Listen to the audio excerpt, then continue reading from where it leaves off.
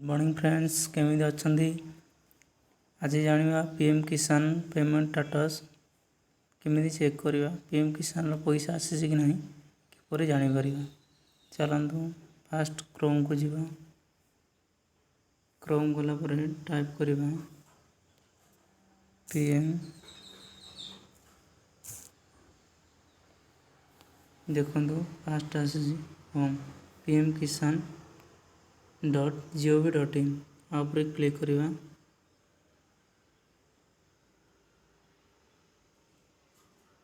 देखंतु website open हो गला।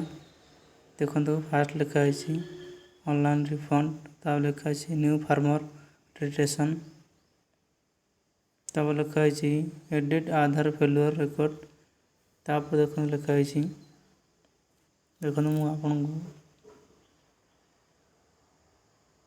बेनिफिशियरी स्टेटस आप क्लिक करेंगे। क्लिक कला परे इंटर आधार नंबर देखो बैंक अकाउंट लिखा है और आधार नंबर आधार उपर क्लिक करेंगे एवं ये आधार नंबर टाइप करेंगे। देखो मुझे जनकर आधार नंबर टाइप कर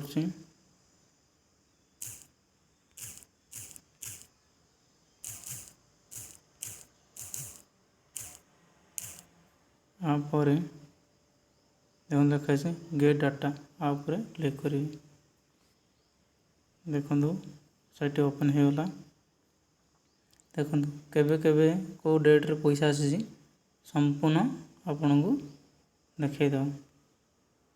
देखो फास्ट इंस्टॉलमेंट 29/7/2019 आसाला, 2/12/2019 आसाला, 3/1/2020 आसाला, 17/4/2020 आसाला, 10/8/2020 आसाला, 26/12/2020 आसाला, 15/5/2021 आसाला, 9/8/2021 आसाला, 3/1/2022 आसाला।